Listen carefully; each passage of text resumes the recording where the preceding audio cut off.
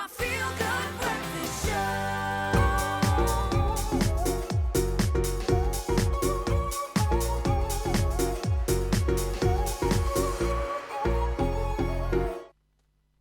It is Wednesday. We're in the kitchen, which must mean it's the Culinary Hotline Bling! Ding, ding, ding! I didn't hear you, the Culinary Hotline Bling! Ding, ding, ding!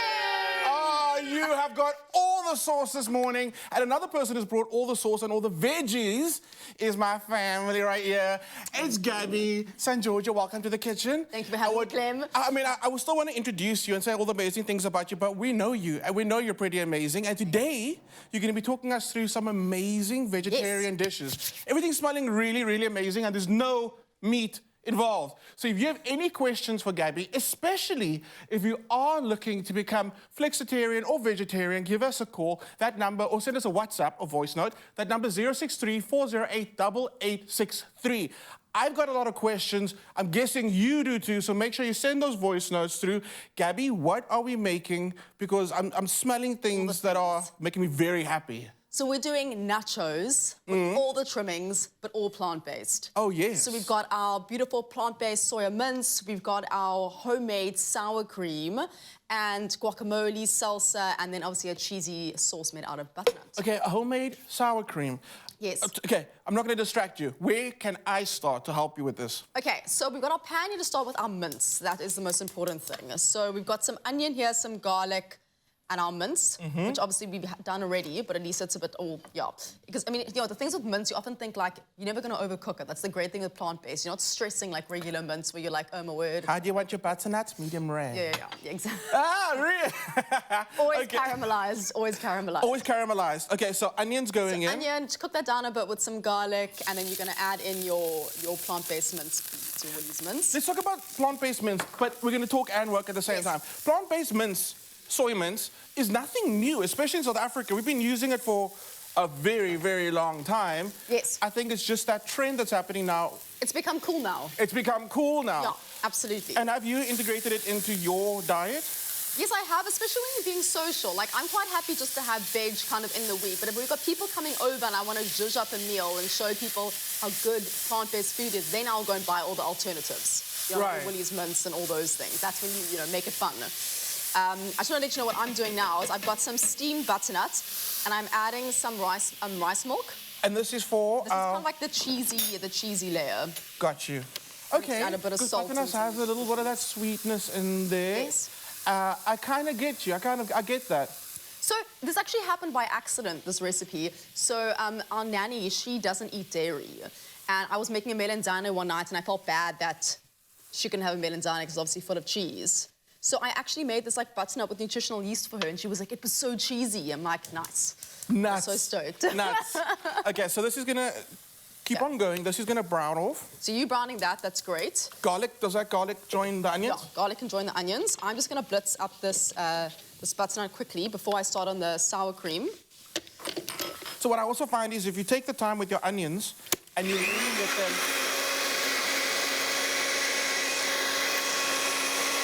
Done. Sorry, And I hope you got all that information because that's life-changing information right there. So, but what I found is with onions, if you let them just cook on their own, that take really long, like half an hour to cook them down. They almost become meaty in a sense. They do. And they add umami to the dish. Absolutely. So at home, when you're doing this dish, please cook your onions for a little bit longer till you get that like nice caramel brown color on them. It's going to definitely add depth to your dish. Give it a rinse. There we go. So, again, if you have any questions for Gabby, please send your voice notes through to that number 063-408-8863. Gabby, while you're busy, yes, you can think about this question so long. So, obviously, at one stage, I'm guessing, you could, not obvious, at one stage you ate meat, and I know that for a fact. What was that transition like from being a meat eater to now being vegetarian? And what advice would you give to someone who's looking to make that transition? So I must say, when I first went plant-based, I went like really hard. I was just like, I first just kind of cut out chicken, and red meat I cut out for a while before that. Then it was chicken and fish. And then when I tried to go full-blown vegan, I was just living on chickpeas. Okay. Which is just not smart for a number of reasons. So I actually gained quite a bit of weight, to be honest, because everyone's just like chickpeas and falafels and hummus, yay.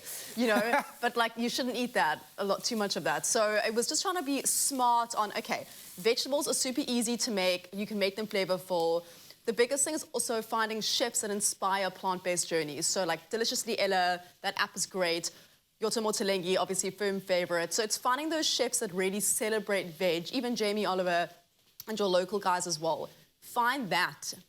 That will inspire you. The inspiration, okay, I do like that. It's actually, for years now, when it's a birthday, someone's birthday is coming up this week, for years when it was anyone of our birthdays, we would exchange Ottolenghi books. Oh. And I'm going to be very honest with you.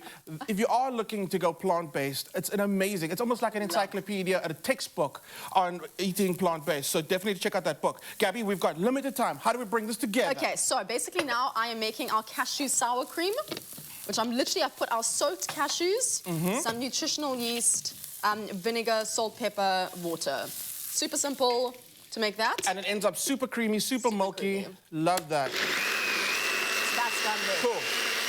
So we've got our mince, we're gonna chuck in our mince, and in the meantime, we're gonna put that over there. Okay, so this has been browned up already. No, it's just added to the mix. So that's looking good. So basically now is the fun part of making this all zhuzhed up. So we've got a beautiful platter over here. And we're gonna start off with our nachos. I mean, the nice thing about nachos, it's such a great sharing plate, you know. Just put a whole lot over here. Nothing needs to be neat about this. I mean, I don't think nachos are supposed to be like... Please. Life's too short for that. And we've also got our mince. We've got some refined beans as well. We've obviously got our beautiful cashew cheese. So what do you like to do first? Are you like a mince guy first? I'm a mince guy first. Then we do the toppings. I'm actually, what I normally do is I create one layer of the chips, then the mince and the onions and the sauce, you clever. and then another layer of the... Clever. I'm just like chips. Right, let's dish up. Okay. Okay. You've got your mince there. Do you want to do that first? And then I'll just, in the meantime, maybe just do like dollops of cheese. Absolutely. Cheese. Butternut cheese. And it's also a great way to get kids to eat vegetables. You just tell them that's really cheesy cheddar sauce. Absolutely. That's what you need to do. And so, yeah, basically, it's a nice thing with butternut also is it steams a lot quicker because a lot of people often use potato, whereas this is just like so much more like quick and easy. Okay, you go with your mince. I don't know what pattern I was trying to make. No, I'm like also trying to follow suit. What I was doing. Just dolloping on. It smells amazing. It looks amazing. Looks beautiful.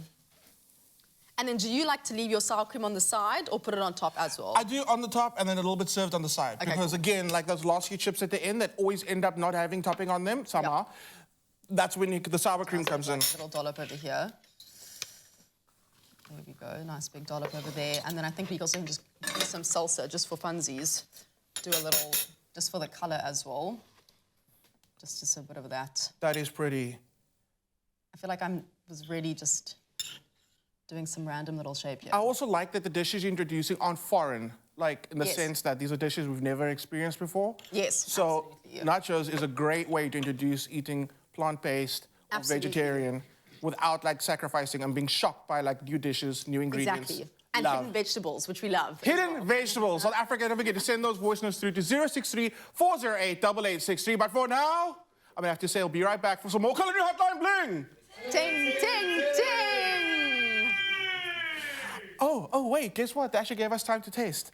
We get to taste. Yes. Vibes. Okay, so here's the thing. You got to get a little bit of everything on it, right? This is the most awkward thing to eat on live television. People say that like first date food should always be aesthetically like pleasing, neat and tidy. I rate no. Order the, I was gonna say ribs. Order the nachos so it can be like messy. And you can find a lot about how they eat, so. Nice. I think it's all on my face. It's delicious. It is so good. So Africa, you gotta try this, not just because it's plant-based, because it's so delicious. Well done, Gabby. Thank you. It's my feel-good breakfast show.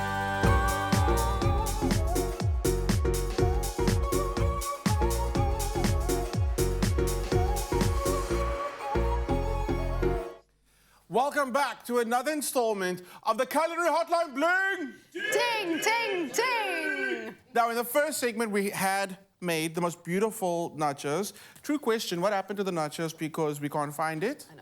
I know. We'll try and find it a little later. So if you have any questions on anything plant-based, vegetarian, if you need advice on going from being the biggest carnivore, how to become a flexitarian or vegetarian, please send your voice notes to 063-408-8863 asking us any question, just like Belinda has asked us a question. Let's hear Belinda's voice note. Hi, Chef Gabby and Chef Clem. I would just like to know if you can substitute tomato with any other vegetable. Good question. So here's what's happening. So Gabby and I are about to make, what are we making? We're making actually a tomato and caramelized onion tart. Yes. So Belinda's question was, instead of tomatoes, what else could we use to substitute, what other ingredient could we substitute tomatoes with for this dish? So, I mean, with tomatoes, they obviously have that kind of acidic vibe that you want, and obviously they're very high in vitamin C. So I think if I was taking tomatoes out of this, I would probably use a combination of butternut and peppers. Oh, that's delicious, yeah. Because that would give, like, the color, it would also give the taste. And the biggest thing with butternut is just don't cut it too small because you want that caramelized effect. You don't want that, like... Mash. The mash, yeah. You don't want the mash. Not for this vibe, at Belinda, there's your answer. And again, it comes down to a lot of research that you can do on the internet for, like, vegetarian dishes. And you'll find a veggie that you feel works for you when it comes to substituting for meat and for other ingredients as well. So, Gabby, let's get started. Our onions are beautifully caramelized. Yes. So this is a super beautiful, easy recipe. So what I'm going to do here is I'm going to put a little bit of olive oil. And I'm going to then kind of stack our tomatoes. You don't have to be neat about this. You can literally, I mean, if you want to do a whole Pinterest vibe, TikTok spiel, you can. I don't, because time. So basically, if you want to do a whole little pattern, you can. But quite honestly, you can just, you know, make it just nice and neat and just not stacked on top of each other. Is this a one-tray kind of situation? This is a one-tray kind of situation, which we love. It's great, again, for entertaining. And the lovely thing with this puff pastry from Willie's is that it doesn't have any butter. Because I think a lot of people are like, but puff pastry's got butter in it. And I'm like, but not this one. They're actually just using sunflower oil and some other vegetable substitutes. And it's this one. Let me just come awesome. over. It's this one. So the one that you buy in the box, it says all butter puff pastry. Yes. And that's the clue. It's all butter. So this one that comes in the bag, great. I didn't actually know that. So yeah, so it's not made of butter. So if you're looking for a plant-based option for some pastry, that's done for you already. So tomatoes down. Tomatoes are done. Now we've got our caramelized onion, which we pre-caramelized. I found a really cool way how to brown onions and get them crispy. Do you tell? Love The a trick on that. microwave. What? Yeah, and I actually tried it out and I found this on TikTok at like 9 o'clock at night. As you do. Ran downstairs, tested it, and it works. So what you do is you get a glass bowl, a big size glass bowl with oil in it, and then you add your onions to that, then they're sliced. Yeah. And then you microwave it in like 1 minute bursts and stir every time. You That's get the incredible. Like crispiest- tempering chocolate, but now you're caramelizing onions. I And mean, you're not like emptying a liter of oil just to like fry like a small amount of onions. Yes. Your microwave. I think we should do a microwave hotline. I think so. Yeah, I think that's a good idea, especially because life's only getting busier and we're entering that silly season. Yeah. So when it comes to time-saving hacks in the kitchen, I think now's the time. I think so. Cool. So onions go down. Onions go down. You can season with some salt and pepper if you'd like. And now I'm basically going to just take our puff pastry. And I love that it's already wrapped for you. So Guys, this is so easy. You're literally going to just roll this out. What a vibe. and like, I'm shooting ahead here, but I know that there's a cheesy element coming. The cheesy element comes at the end. Am I right? yes, so basically when this is hot out the oven, we're then going to crumble our dairy-free salad cheese out. Do you need a knife? I got. There we go. I feel like what I can do is actually just put this whole thing on and just do it. Oh, I like that, especially when you tuck the ends in because it Yeah, becomes I more think rustic. so. I feel like that's a vibe. Definitely. So This is so easy. a big thing, and I think it's almost like we have to say this every single time we work a puff pastry. If your puff pastry is hard, it's still frozen when you take it out the freezer, do not, and I repeat, do not put it in the microwave to thaw it out. I actually found not do that. Don't do that. But I'm about to undo what I just said. I actually found a hack how you can put puff pastry in the microwave to thaw it out, but there's a bit of science to it, so I think we'll demonstrate that on that hotline. But let the puff pastry thaw out naturally on the counter. That's the best way to do it. Do not put it in the microwave. You'll end up with like a thin brick Oh. of pastry, and no one wants that. No. So this goes to the oven. That goes into the oven for 15 to 20 minutes. Do we need to do the 180 puffy puff degrees. thing, or is it actually fine? Let it just rise. Let it just rise, Let honestly. it just- If you're feeling stressed about it, then you can do the little prickies in it. I just, whole spiel. If it comes out like that, you don't need to prick it, yeah. Exactly, because you're turning it upside down. So now this is the trick, guys, which I'm not gonna make a disaster. It's not too You've hard. got this. You've got this. I'm just gonna go down the level, just so I don't drop the plate. There we go. I mean, it's also pretty cool that you can do this in front of your guests and they'll all go, wow, Yeah. that's amazing. Absolutely. Especially if it doesn't want to come You out. know what? Sorry. We are here. There we go. There we go. Okay. Give it a little bit of a shake. Oh, that's beautiful. Oh, you see? And That then you is take your little beautiful. tomatoes that came out because no one knows. And also, let's just talk about the fact that these are like basically restaurant hacks you're getting here today. This is beautiful. Because, I mean, the amount of food that you create every day for so many different I people know. and your family. I think we got the best person in the kitchen this morning teaching us how to put these amazing dishes together. That is stunning. And now we're going to crumble on our beautiful salad cheese, yeah, our vegan cheese. And then I've got some beautiful fresh basil as well, just for some greenery. When so would this will you- like melt into the tomatoes. When would you have this? I would have this like breakfast, lunch, or dinner. Like, it's really amazing with a glass I of know. wine. I think it'd be delicious. Oh, no, done. Thank you. Yes.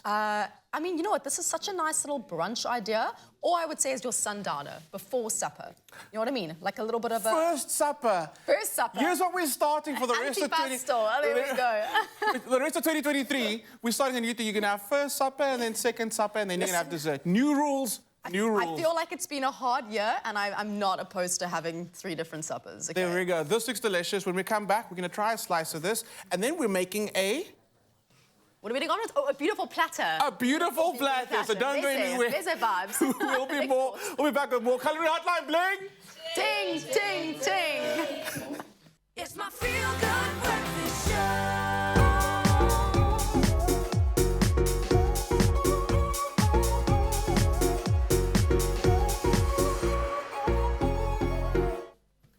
We're back in the kitchen for the third and final installment of the Culinary Hotline Bling. Ting, ting, ting. So, what we've made so far is the most delicious nachos, a caramelized onion and tomato tart. It looks beautiful. And now we're about to make this amazing Mediterranean platter. Yes, our mezzo platter, our spread. Okay, so... All the things. pretty hard to believe that everything we've made so far doesn't have any meat because it's been tasting Unbelievable. so good. I'm looking forward, high expectations for this platter. Where do we begin? Okay, so I've got a lovely griddle pan over there Mm-hmm. for you, because I would love to get some nice char on this ciabatta. Like So- thin slices, thick slices? Oh, I feel like we can do a mixture, Okay. just for texture, because what we've got over here is so many beautiful goodies from Woody's. We've got dairy-free cheese spread. I've got their roasted red pepper hummus. I've got their regular hummus. I've got some sun-dried tomatoes. These peppers are unbelievable. They're roasted red peppers, super Italian. Like, you even actually do a little plate of that. Usually when we go away for the weekend, Gabby's dad gets, like, I'm talking about kilos of red peppers. So good. And he just chars them, and then we all stand there rubbing off the skins and then prepping them, because we use it quite a lot. We use it on everything. Everything. And it's a And now great- you've got it done yourself already. I mean, thank you, Woolies, for doing that. Okay, I've got some thin slices. We're gonna go for some thick. Thank you. And basically the whole fun with this kind of concept is you can just literally put everything anywhere. You can just Yeah. have fun. So I'm opening up some olives here. Some Boards are a great way to get people snacking. Yes. And I think it's kind of easy. Everything just joins the plate. Aesthetically, though, you can't just be throwing things. No. It must have its place. It's organized chaos. And it always just seems fancy. Yeah, it does. It does. And the thing is, like, especially like if you're on a budget or if you want to spend, like, you really can go all over the place. You really know? can like make it quite a pricey platter if you want. And then Yes. again, you could also make it quite a budget-friendly one. Depending on the Absolutely. ingredients that you add. Talk to me about prep. So you got a very busy lifestyle. What type of ingredients or what elements do you prep ahead of time to save yourself time in the kitchen? So from a vegetarian perspective, like one thing I've kind of often got in the fridge are boiled eggs, just because it's high protein, it's easy to grab on the go. And cottage cheese is like one of my favorite things to do from that perspective. But I do times when I go full vegan and I'm not doing any dairy either, in which case I love lentils. I fry up some a little bit of red onion, just like that. Sounds good. And I add them to salads. That's something I really, really enjoy to do. Also, nuts are always great. It's like having just a nice nut butter. That always goes down well. And yeah, rice cakes, nice and easy. Especially those nice, we'll always have those nice purple ones. So good. So good. And love those. equipment-wise, like what's some of the equipment you've had in your kitchen that's really helped you being vegetarian? Air fryer. Without a doubt, my air fryer. Our air fryer, yeah, Seriously, like, that has been a win because, especially with veg, you literally can just stick them in the air fryer. They caramelize beautifully. And, yeah, it's... And a good vegetable peeler, I'm guessing. Good vegetable because, peeler, I mean, you're doing a lot of veggie peeling. Yes. And I mean, I said a good quality one because the cheaper ones, hey, No, you let need a down. good quality peeler. And then obviously, like, having a nice blender or like a NutriBullet, that kind of vibe is always great because you can make your dips, you can make smoothies, all those things. So that's also quite a win. I love that. Okay, cool. So bread going. So I've got my pestos over there. I'm now going to grab some peppers out of here. I mean, also the fact that you're buying all these elements from Woolies already, so you're saving so much time. Done, absolutely. And I feel like, especially if you're not the most amazing cook, but you are looking to be vegetarian, Yes, absolutely. the options that are available now versus 10 years ago. Oh my gosh, no, you can't even compare it. I remember 10 years ago when I was trying not to do dairy, when I was going through my whole like health and fitness stuff, the only milk you could get, which wasn't dairy, was quinoa milk and rice milk. And then soy. We've And it was leveled up. We've leveled up. And now I'm just like, oat milk for the win. Also, all the things. okay, let's talk about this. You're Italian and you come from a big foodie family. I mean, we go through quite a lot of meat when it's like the occasion. Yeah. Like, how? Like, we're in a family where chicken is the vegetarian option. How was that the transition for you being in such a big foodie family? I must say, for my dad, at first, he was like, oh, another thing she's not eating. Because I used to go through, like, from like age 12, I'm like, I'm not eating gluten. They were like, do you even know what that means? I'm like, no, I do not. But, you know, all those things, my dad was probably thinking, like, oh, another thing she's not eating. But then saying that he took it up as such an amazing challenge. And that is also why, like, at Cheers now, we've got the most amazing goodies. At Woolworths, you get the most amazing goodies of, like, all these things that are plant-based and delicious. So, like, your quinoa salads, your mushrooms, your everything. Like, there's just... It's a good challenge, actually, that he's now really enjoyed. And especially, like we spoke about earlier, getting your, you know, your Ottolenghi recipe books out and all those things. It's actually now, most of our meals are mainly plant-based. There's maybe an extra protein in from a meat perspective. And again, living in South Africa where our produce is so anymore. beautiful, so amazing, it's I a know. great way to start experimenting with ingredients. We have a voice note from Alexa. Let's listen to her voice note. When I'm making a cheese platter and you have vegan guests coming over, what type of cheeses are there available that are vegan friendly? You want to take this one? Well, fun fact, we actually just tasted the most delicious cheese from Woolworths now. Okay. Where's the label? You talk to them, we talk to them. I'm going to it's actually... beautiful. I'm going to ask Nicole, as soon as I see her, if she can go and find that. So Woolies have an amazing selection of plant-based cheeses. One that we just tried now was the dairy-free hard cheese. And Nicole, come say hello to the people. Say hello. Hello. Okay, here we go. So this is this dairy-free hard cheese. It kind of like stands inside it. You just saw Gabby use the cream cheese spread. Yes. Again, dairy-free. So there's quite a few options. Woolies also have the pre-sliced cheese. And the feta. The feta is so good. So this hard cheese is really delicious. It's got like almost like a Parmesan flavor to it. And it is slightly addictive. When I first tasted this, I was like, what? It is the beautiful texture like Parmesan. It's not as dry. Yes. But oh my goodness, the flavor is so good. And I'm actually looking to have this in the fridge, not just as a dairy alternative, but as an everyday cheese, because it is so, so good. So definitely check out your Woolies aisles. They've got amazing dairy-free selection with the cheeses and their milks. Shame, Gabby's quinoa milk from back in the day. So yeah, go and check out the Woolies shelves. Absolutely, go and have a look at that. Such good cheese. Thank you, Nicole. And also, like now, for example, like this dairy-free cheese spread as well. Like you can zhuzh it up. You make that as your base, and you can put like your slow-roasted tomatoes. We're using a beautiful basil pesto. You can completely zhuzh that up. You know, that's not just like cream cheese. It's Not just cream boring, cheese. You know what I mean? So let's talk about this. We got the roasted pepper hummus with pistachios. Yes. Roasted red peppers. We got our hummus with more of those pistachios. I just love pistachios.